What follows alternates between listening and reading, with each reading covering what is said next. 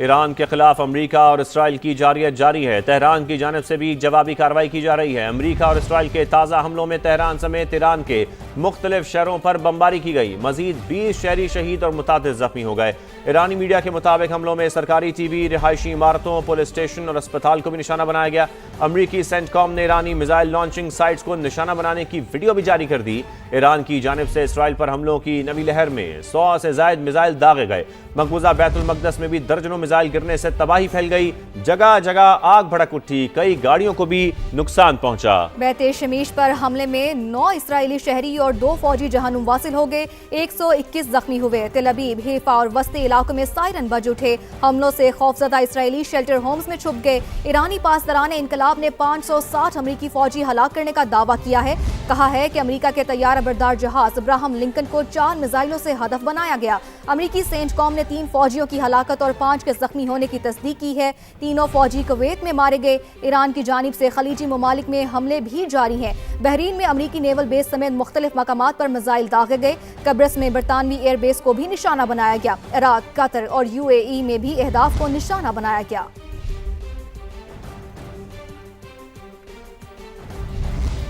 अमरीका, Israel और Iran की जंग में हिजबुल्लाह की भी एंट्री। लिबनानी तंजीम ने सहूनी इलाकों पर मिसाइल और ड्रोन्स दाग दिए। हैफा और दीगर इलाकों को निशाना बनाया। धमाकों से इसराइली शहरी खौफजदा। हिजबुल्लाह का कहना है कि ईरानी supreme leader Ayatollah Ali Khamenei के कत्ल का बदला लेने के लिए इसराइल पर हमले किए और ये सिलसिला जारी रहेगा। इसराइल की भी बैरूत में कई मकामात पर वहशियाना बमबारी। इसराइली फौज की जनूबी लिबनान के दर्जनों कस्बों से शहरियों को इनखला की वार्निंग। इसराइली फौज की धमकी के बाद जनूबी लिबनान से बड़े पैमाने पर शहरियों ने नकल मकानी शुरू कर दी।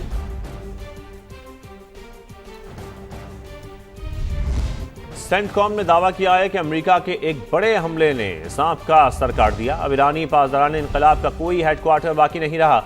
हमलों में F-16, 18-22 और F-35 तैयारे इस्तेमाल हुए।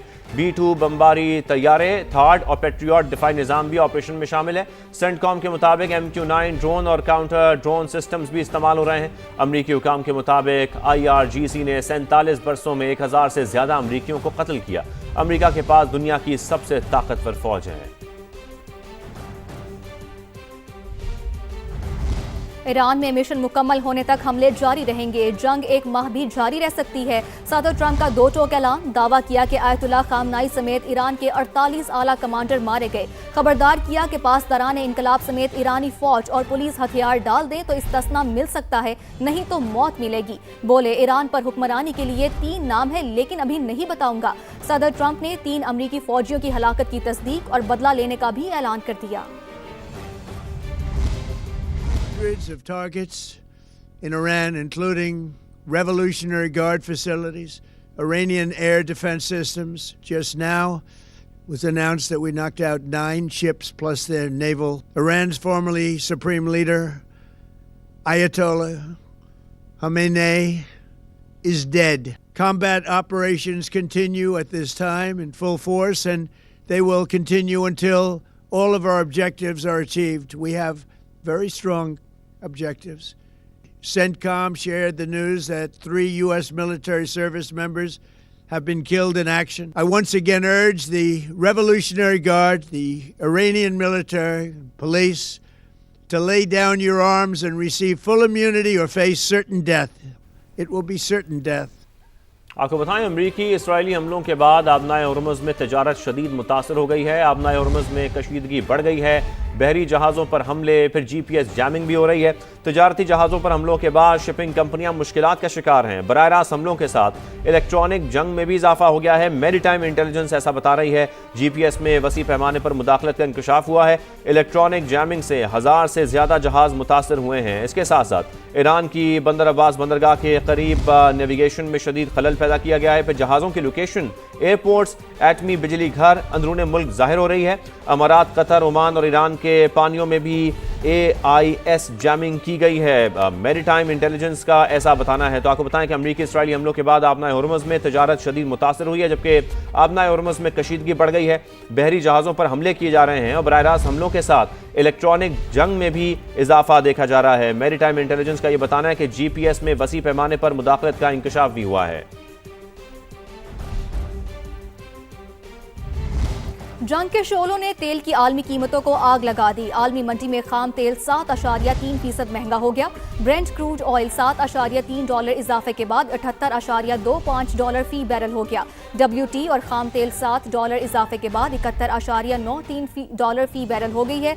जबकि रिपोर्ट के मुताबिक आलमी मंडी में खाम तेल की कीमत में 2 रोज में 11% इजाफा देखा गया है। आबनाए हुर्मुज़ की बंदिश और ईरान पर अमरीकी इसराइली हमले के तेल की कीमत में इजाफे की वजह है।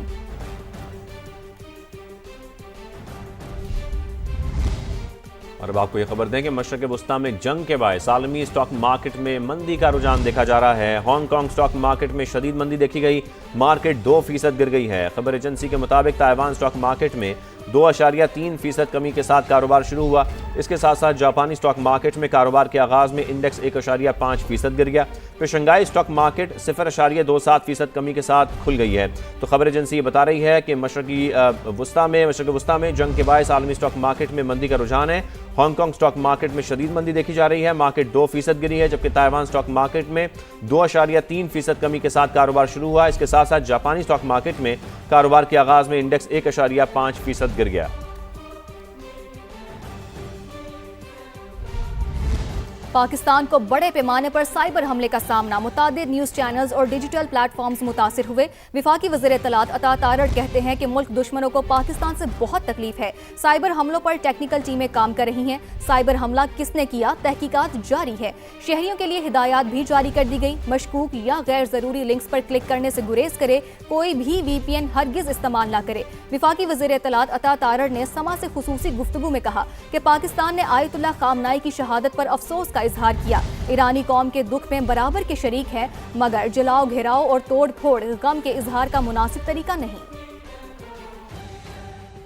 ये कई सारी वेबसाइट, कुछ न्यूज चैनल्स की वेबसाइट को, न्यूज चैनल्स को अटैक किया गया है। तो अभी तक आप ये मालूम कर पाए हैं कि ये अटैक हुआ किस तरफ से है? ऑब्वियसली हम अंडरस्टैंड कर सकते हैं कि जो मुल्क दुश्मन कुव्वतें हैं और उनको बहुत तकलीफ है पाकिस्तान से, तो टेक्निकली इसको देखा जा रहा है। State of Pakistan will get to the bottom of this. इस पे बिल्कुल तमाम तफसीलात सामने आएंगी। पाकिस्तान के फॉरेन ऑफिस ने मजम्मत भी की जो ईरान पर हमला हुआ। प्राइम मिनिस्टर ने ईरानी कौम से पाकिस्तानी कौम और पाकिस्तानी हुकूमत के बिहाफ पे ताज़ियत भी की। मगर उसके बाद जो गल्फ स्टेट्स के ऊपर एक अटैक हुआ, ऑब्वियसली पाकिस्तान ने उसकी भी मजम्मत की। आयतुल्लाह खामनाई वाले गम में हम सब शरीक हैं, मगर तोड़ फोड़ करना, जलाओ घेराव करना, ये तो गम के इजहार का तरीक़ेकार नहीं है। स्टेट और हुकूमत ने पूरे इस अरसे में सफारती महाज पे भरपूर अपना किरदार अदा किया है। तो ये तोड़ फोड़, जलाओ घेराव यहाँ पे इसकी तुक नहीं बनती है।